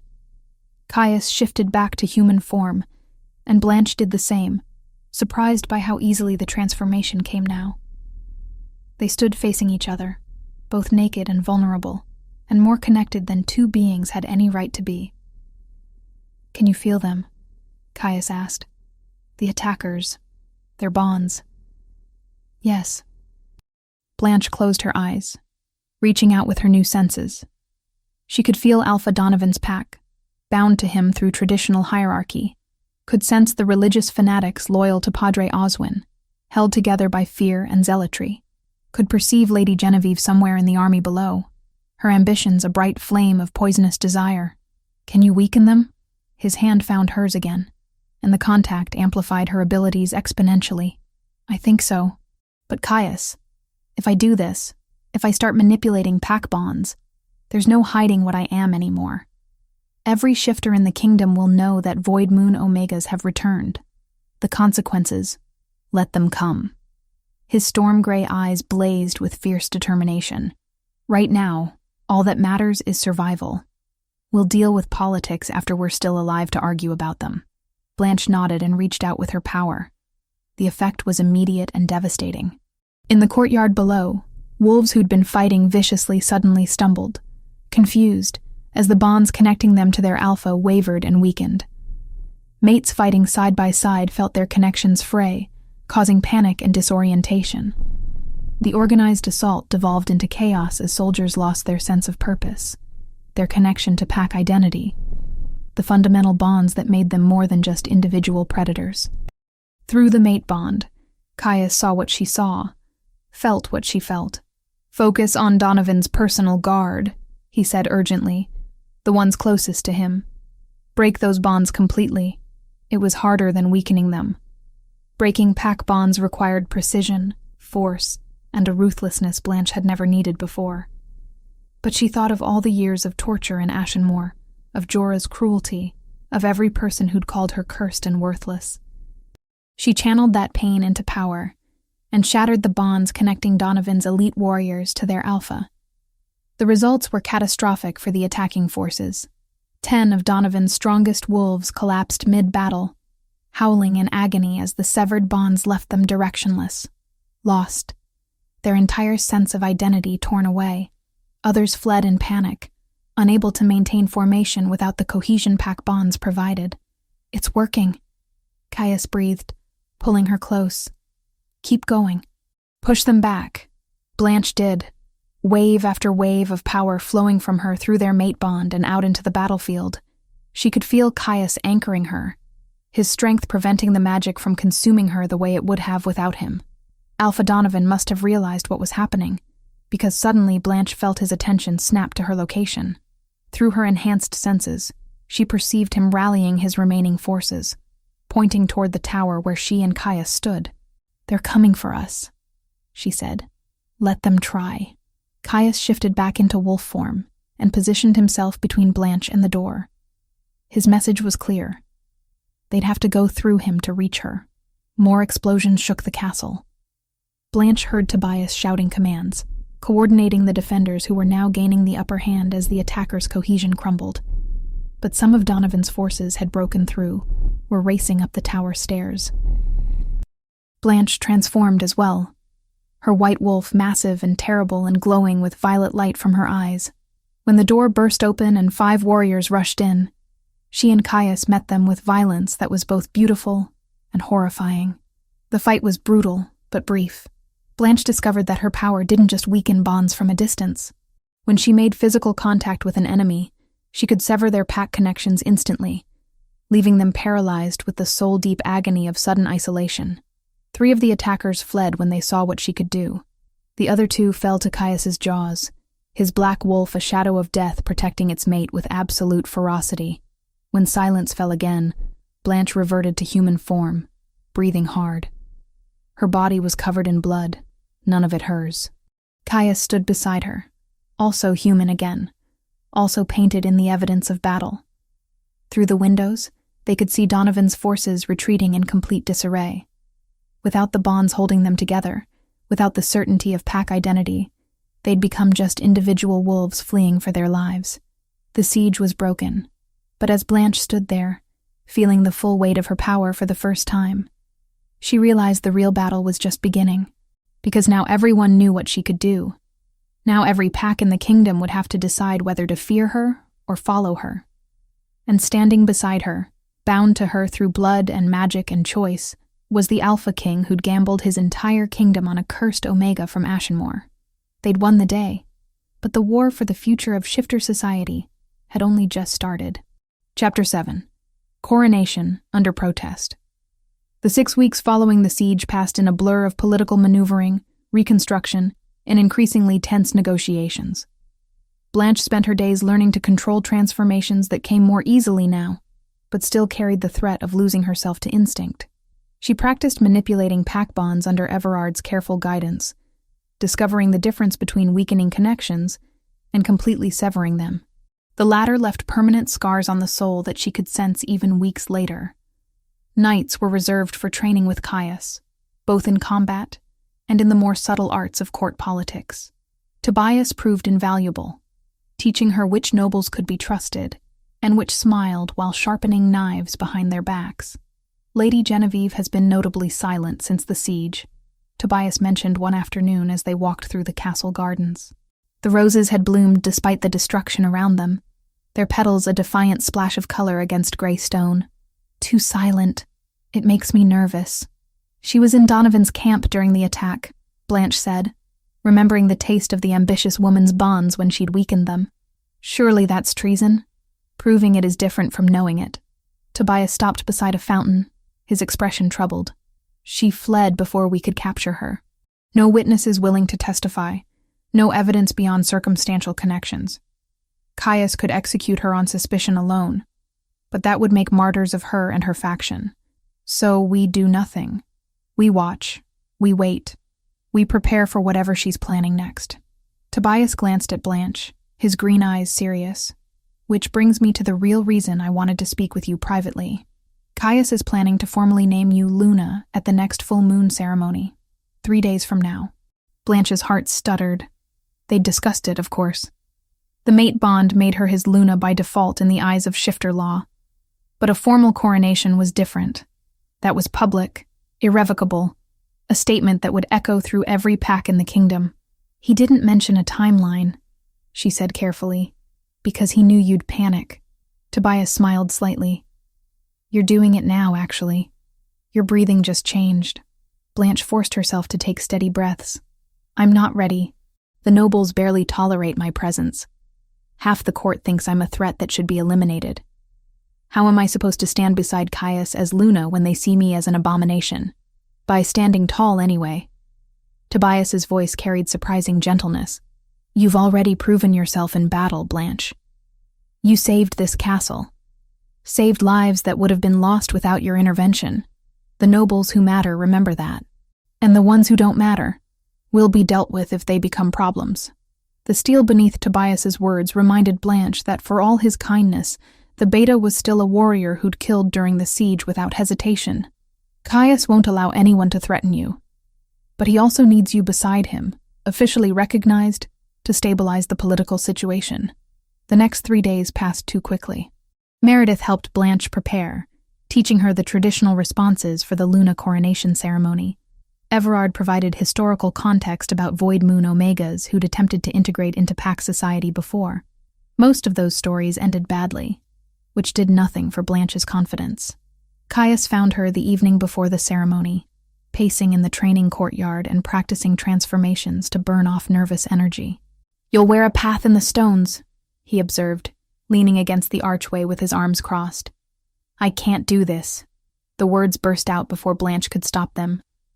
"Tomorrow, in front of every important alpha in the kingdom, you're going to name me Luna." "Me. The cursed Omega who couldn't shift until 6 weeks ago. They'll laugh, or worse, they'll rebel." Caius pushed off the wall and moved toward her with that predatory grace that still made her pulse quicken. "Let them try. You can't fight everyone who opposes us. Watch me." He cupped her face in his hands, forcing her to meet his storm-gray eyes. "Blanche, I've spent 8 years as Alpha King making calculated political decisions, compromising, negotiating, playing the Game of Thrones, and it nearly cost me everything that matters. You think I'm going to let fear dictate my choices now, after I've finally found something worth fighting for? I'm not worth a civil war," she whispered. "You're worth tearing down the entire corrupt system if necessary." His thumbs traced her cheekbones. "But it won't come to that. Most alphas are pragmatists. They saw what you can do during the siege. They know that having a Void Moon Omega as ally is vastly preferable to having one as enemy. Fear will keep them in line where reason fails. That's a terrible foundation for leadership. It's the only foundation that's ever worked in shifter society." Caius leaned his forehead against hers. "But we're going to change that. Slowly, carefully, but change it we will. Starting with proving that Void Moon Omegas aren't the monsters the old stories claimed." The day of the ceremony dawned clear and bright, the autumn sun painting the castle in shades of gold. Blanche spent the morning being dressed in ceremonial robes by servants who'd once whispered about the cursed creature the Alpha King had rescued. Now they treated her with cautious respect, their fear tempered by genuine loyalty to Caius. The dress itself was magnificent, white silk embroidered with violet thread in patterns that echoed the ancient symbols from the ritual that had broken her seal. A circlet of silver waited on a velvet cushion, set with a single amethyst that matched her eyes. Traditional Luna attire for a very non-traditional Luna. The cathedral was packed when Blanche arrived, every pew filled with nobles, alphas, and important pack members from across the kingdom. She could feel their attention like physical weight, could sense their bonds and allegiances through her enhanced perception. Most were curious. Some were hostile. A concerning number were afraid. Caius waited at the altar, dressed in formal black with the crown of the Alpha King gleaming in his dark hair. When their eyes met across the cathedral, the mate bond pulsed with warmth and certainty. Blanche began the long walk down the aisle. The ceremonial attendants walked ahead of her, but Tobias had positioned himself at her side, his presence a subtle reminder that she wasn't alone in this. Meredith and Everard sat in the front row, their familiar faces anchoring her. The ceremony itself was ancient, words in the old tongue that Everard had helped her memorize. Blanche knelt before Caius as tradition demanded, and he placed the silver circlet on her head with hands that were steady despite the magnitude of what they were doing. "Do you accept the burden of Luna?" Caius asked, his voice carrying through the hushed cathedral. "To lead beside the Alpha King, to protect the pack with your life, to uphold the laws and traditions that bind us together? I accept," Blanche said clearly, even though half those traditions had nearly gotten her killed. "Do you swear to place the good of the pack above your own desires, to make decisions that serve all shifters regardless of rank, to be voice for those who cannot speak for themselves?" "I swear it." Caius lifted her to her feet, and for a moment they simply stood facing each other, the weight of history and hope balanced on this single moment. Then the cathedral doors burst open with a crash that echoed like thunder. Padre Oswin stood in the entrance, flanked by 20 men wearing religious vestments and carrying what looked suspiciously like blessed silver weapons. His face was gaunt and wild, eyes burning with fanatic certainty. "Heresy!" he shrieked, his voice cracking. "Blasphemy against the moon goddess herself! You dare crown this demon, this abomination, as Luna? I will not allow it." Guards moved to intercept, but Oswin and his zealots charged forward with supernatural speed. Blanche realized too late that they'd taken Wolfsbane themselves, the poison temporarily enhancing their speed at the cost of eventual death. They were suicide attackers, and they were headed straight for her. Caius moved to intercept, but one of the zealots threw a lance of blessed silver toward Blanche. She watched it arc through the air, knowing she couldn't dodge in time, knowing it would hit her chest and probably kill her. Caius shifted mid-leap, his black wolf taking 3 of the silver lances meant for Blanche. He crashed to the marble floor, blood spreading beneath him in a pool that seemed to grow with terrifying speed. The mate bond screamed with his pain, and something inside Blanche snapped. She shifted. Not carefully, not with the control she'd been practicing. Raw, primal, absolute. Her white wolf erupted from her human form, larger than before, glowing with violet light that filled the entire cathedral. Oswin and his zealots froze, staring at her in horror. Good. Let them see what they'd awakened. Blanche's wolf tore through them with violence that would haunt her later. She didn't just fight, she destroyed, channeling all her rage and fear and love for the wounded mate bleeding on the floor behind her. Her jaws closed around Oswin's throat, and she ripped it out without mercy or hesitation. The taste of blood filled her mouth, and her wolf wanted more, wanted to tear apart everyone who dared threaten their mate. Guards had joined the fight now, overwhelming the remaining zealots. But Blanche barely noticed. She stood over Oswin's corpse, covered in blood and shaking with adrenaline, while nobles pressed themselves against the walls in terror. Then Caius's pain through the bond brought her back to herself. She shifted to human form, naked and bloody, and fell to her knees beside him. He'd shifted back as well, 3 silver lance wounds bleeding freely across his chest and shoulder. "Meredith!" Blanche screamed, her hands hovering over the wounds uselessly. "Someone get Meredith! Here, child, move aside." The healer appeared with her supplies, Tobias carrying her bag. "Those lances were blessed. The wounds won't heal naturally. We need to extract the silver and purify the damage. Let me help." Blanche placed her hands over the worst wound, the one closest to Caius's heart. Through the mate bond, she could feel his pain, his weakness, the silver poison spreading through his system. She'd never tried to heal before, had always focused on the destructive aspects of her power. But now, desperate and terrified of losing him, Blanche reached for something different. She thought about the mate bond, about how it connected their life forces. If she could share his pain, maybe she could share her strength as well. Power flowed from her into Caius, violet light surrounding her hands. She felt his wolf respond, felt the silver poison being pushed back by her void moon magic. The bleeding slowed, then stopped. The wounds began to close, not completely but faster than they should have. When Blanche finally pulled her hands away, exhausted, Caius's eyes opened. Gray met Violet in perfect understanding. "You saved me," he rasped. "You took those lances for me." Blanche's voice cracked.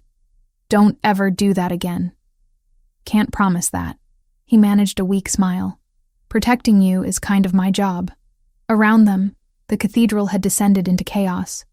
Nobles arguing, guards clearing bodies, blood staining holy ground. But Tobias was already taking control, his voice cutting through the confusion with commands that got people moving. Blanche looked down at herself, naked and covered in Oswin's blood, and realized she'd just killed a priest in front of the entire court. She'd lost control, given in to her wolf's rage, proven everyone's worst fears about void moon omegas. "They'll use this against us," she whispered to Caius. "They'll say I'm dangerous, unstable, exactly the threat they feared. Let them." Caius sat up slowly, refusing Meredith's protests. He pulled Blanche against him, uncaring of the blood and mess. "You defended your mate.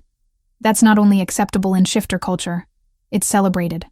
And any alpha who criticizes you for it will have to explain why they think protecting your bonded partner is wrong." Tobias approached, his expression grim. "We need to move both of you to secure chambers." The remaining zealots fled, but there could be more sympathizers in the crowd. "The ceremony," Blanche protested weakly. "We didn't finish the coronation." "Yes, we did." Caius touched the silver circlet still miraculously perched on her blood-matted hair. "You're Luna, Blanche. Formally, officially, and violently. I doubt anyone here will ever forget it." As guards helped them from the cathedral, Blanche caught glimpses of the nobles' faces. Fear, yes, but also awe, respect, and in some cases, genuine approval. She'd proven herself in the most primal way possible by defending her mate without hesitation. She was Luna now, crowned in blood and violence. And somehow, that felt more honest than any peaceful ceremony could have been. Chapter 8. Luna of the New Era. 3 days after the cathedral attack, Blanche stood in Caius's private study while Everard carefully laid out the final manuscripts he'd uncovered. The room smelled of old paper and beeswax candles, and through the window she could see workers repairing the damage from the siege.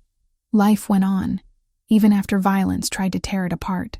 "These are the original records," Everard said, his voice carrying the weight of terrible knowledge. "Unedited, uncensored, exactly as they were written 300 years ago during the Great Purge." Caius stood beside Blanche, one hand resting on her lower back. The casual touch grounded her, reminded her she wasn't facing this alone. Tobias leaned against the door, arms crossed, his expression grim. "The first Winterborn Alpha King didn't just order the extermination of Void Moon Omegas," Everard continued, opening the manuscripts to reveal pages of meticulous records. "He documented it. Names, locations, methods of execution. He wanted future generations to know exactly what he'd done and why." "Why?" Blanche asked, though she dreaded the answer. "Because Void Moon Omegas represented an alternative to the Alpha-dominated hierarchy he was building. They could create independent pacts, could weaken or sever the bonds that gave Alphas their power. Most critically, they could choose who led them, rather than being bound by bloodline and strength alone." Everard's finger traced a passage written in faded ink. He saw them as existential threats to the order he was establishing. So he eliminated them. All of them. Or so he thought. Some survived by having their children sealed. Caius said quietly. "Hidden among common packs. Their gifts dormant." "Yes. And now one of those descendants stands as Luna beside the Alpha King who descends from the man who ordered her ancestors' genocide." Everard looked up, his expression troubled. "The political implications are staggering. Every pack that opposed your coronation will use this against you. They'll say history is repeating itself, that Void Moon Omegas will destroy the system our society is built on. Let them say it." Blanche moved to the window, watching workers rebuild. "They're not entirely wrong. The system is broken, Everard. It's built on violence and suppression, and the assumption that alphas are naturally superior to everyone else. Maybe it does need to be destroyed. Careful," Tobias warned. "That kind of talk is exactly what the traditionalists fear. They'll paint you as a revolutionary threatening everything they value. I am threatening everything they value." Blanche turned to face them. "I exist. That alone challenges 3 centuries of lies about Void Moon Omegas being extinct. Every day I use my abilities without destroying pack bonds or creating chaos proves their justifications for the genocide were false. My very presence is revolutionary whether I intend it or not." Caius pulled her close, and she felt his pride through their bond. "Then we use that. We make you a symbol of change rather than letting our enemies make you a symbol of fear." "How?" Blanche asked. "By finishing what we started at your coronation." Caius's expression was determined. "We don't just acknowledge what my ancestor did. We condemn it publicly. We declare the Great Purge a crime against shifter kind. We actively search for other sealed Omegas and offer them sanctuary, education, the chance to awaken their gifts safely." "That's insanity," Tobias protested. "You'd be admitting royal culpability for genocide. The political fallout alone could destabilize the entire kingdom." "The kingdom is already unstable," Caius countered. "We just fought off a siege by 3 packs who wanted Blanche dead, specifically because she represents change they fear. That's not stability. That's a powder keg waiting to explode. We can either pretend everything is fine and wait for the next attack, or we can take control of the narrative and force real reform." "If we do this," Everard said slowly, If we officially acknowledge the genocide and search for survivors, we'll make enemies of every traditionalist alpha in the kingdom.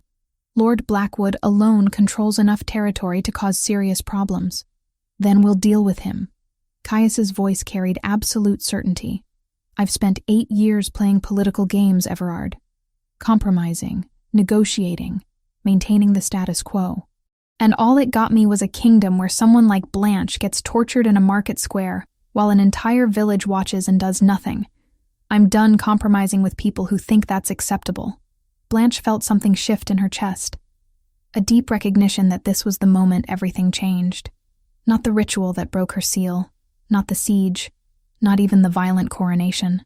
This moment, when Caius chose truth over political convenience, when he decided to tear down the system his family had built rather than maintain it at her expense. There's something else in the manuscripts, Everard said hesitantly. Something you need to know before you make this decision. What? Blanche asked. The Void Moon Omegas weren't just killed during the Purge. They were tortured first, their powers studied and documented. The first Winterborn king wanted to understand their abilities before eliminating them. These records describe experiments conducted on children. Blanche. Experiments designed to find the limits of their power and the most efficient ways to kill them. Blanche's hands clenched into fists. He experimented on children. He justified it by claiming they were too dangerous to exist, that understanding their powers was necessary to prevent future threats. But yes, the records describe systematic torture of Void Moon Omega children, some as young as 5 years old. Everard's voice shook. The details are horrific. I've been a scholar for 30 years, and I've never read anything that made me physically ill until I found these manuscripts. The room fell silent. Blanche could feel Caius's rage through their bond, mirroring her own. But beneath the rage was something else. Grief. Deep, soul-crushing grief for children who died 300 years ago, but whose suffering was documented in meticulous clinical detail. I want those records published, Blanche said finally. Every page, every detail, every atrocity. I want the entire kingdom to know exactly what the so-called glorious first Winterborn king did to establish his dynasty. Blanche, Tobias said carefully, are you certain? Once that information is public, there's no taking it back. Caius will be judged by his ancestors' actions, whether it's fair or not. The crown's legitimacy will be questioned. Good. Blanche moved to stand beside Caius, taking his hand. Let it be questioned. Let every alpha who benefits from this system have to face the truth of how it was built. Let them decide if maintaining power is worth defending genocide. You understand what you're asking, Caius said, looking down at her with those storm-gray eyes. If we do this, we're declaring war on the old order, not with armies, but with truth. And that might be more dangerous. I understand. Blanche squeezed his hand. But I also understand that I spent 22 years being called cursed and worthless because people needed a scapegoat for their own failures. Those Void Moon Omega children died for the same reason, because they threatened people who valued power over justice. I won't let their deaths be forgotten. I won't let the lies continue. Caius turned to Everard. Prepare copies of all the manuscripts. I want them distributed to every major pact territory, every noble house, every place where decisions about our kingdom's future are made. Include a formal statement from the crown acknowledging what was done and condemning it without reservation. Your Majesty, Everard said slowly, are you certain about this? Once you acknowledge royal responsibility for the genocide, you're giving your enemies ammunition. They'll use it against you. They already have ammunition. Caius's expression was resolved. They have 3 centuries of lies and propaganda. What I'm giving them is truth. Let's see which proves more powerful. As Everard left to begin the massive task of copying and distributing the manuscripts, Tobias approached Caius with unusual hesitancy. I need to know, is this about justice, or is this about her? Caius didn't hesitate. Both. I love her, Tobias. More than I thought possible to love anyone. But even if I didn't, this would still be the right thing to do. Those children deserved better than to be experimented on and murdered because they threatened an alpha's ambitions. And shifter society deserves better than to be built on lies and genocide. Tobias nodded slowly, then surprised them both by kneeling formally before Blanche. Then as Beta, I pledge myself to your service, Luna. Whatever comes next, you have my loyalty. Stand up, Blanche said, embarrassed. You don't need to kneel to me. Yes, I do. Tobias rose, his green eyes serious. Because you're going to change everything, and someone needs to make sure you survive long enough to do it. Over the next 2 weeks, copies of the manuscripts spread across the kingdom. The reactions ranged from outrage to vindication, to calls for Caius's abdication. Lord Blackwood led a delegation of traditionalist alphas demanding the crown distance itself from Blanche, and reaffirmed traditional pack hierarchy. Caius refused, and 3 pack territories threatened to withhold tribute payments. But something unexpected happened as well. Letters began arriving from across the kingdom. Omegas who'd always felt different, whose parents had died young under mysterious circumstances, who'd been told they were weak or defective. Some described symptoms that matched the documented effects of ancestral sealing. Others simply wanted to know if there might be an explanation for their struggles beyond personal failure. We're finding them, Meredith said, sorting through the letters in Blanche's chambers. Other sealed void moon Omegas. Dozens of them, scattered across every pack territory in the kingdom. Blanche read through several letters, her heart aching. These could have been her words, her pain, her confusion. What do? We offer them what you were given, Caius said from the doorway. Safety, education, the chance to understand themselves without fear. We establish a formal program to identify sealed Omegas and help them awaken their gifts safely. The traditionalists will see that as building an army, Tobias warned. Let them. Caius moved to stand beside Blanche, reading over her shoulder. We're not building an army. We're righting an injustice 3 centuries in the making. If they choose to see that as a threat, that says more about them than us. Another letter caught Blanche's attention. This one came from a young Omega in the Southern Territories, who described being unable to shift, but responding to Wolfsbane. She'd tried to take her own life twice, convinced she was too broken to deserve existence. Only the recent news about Blanche had stopped her from trying again. I need to meet them, Blanche said suddenly. All of them. Everyone who writes to us seeking help. I need them to know they're not alone, not broken, not cursed. I need them to see that there's hope. That's dangerous, Tobias protested. Travel makes you vulnerable, and some of these letters could be traps set by people who want you dead. Everything I do makes me vulnerable.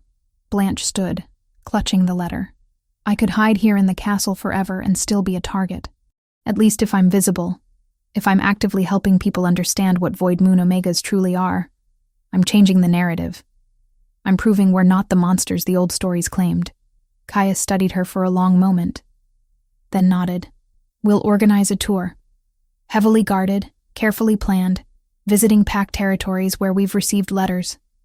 You'll meet with sealed Omegas, offer education and support, and you'll do it publicly, so everyone can see that Void Moon Omegas aren't destroyers. We're healers, teachers, bridges between divided communities. You're taking a massive risk, Tobias said flatly.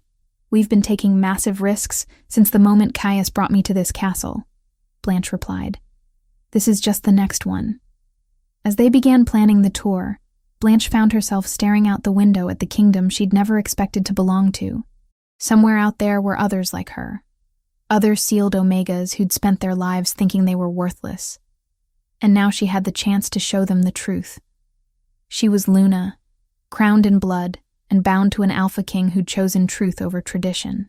Together, they were going to tear down 3 centuries of lies and rebuild something better in its place. It wouldn't be easy. It might not even be possible. But for the first time in her 22 years, Blanche believed she was exactly where she was meant to be, doing exactly what she was meant to do. And if changing the world meant making enemies of those who profited from injustice, so be it. She'd survived Ashenmoor's cruelty, Jorah's torture, assassination attempts, and a siege. She could survive politics too. Besides, she had something the traditionalists didn't. Hope. And sometimes that was the most dangerous weapon of all.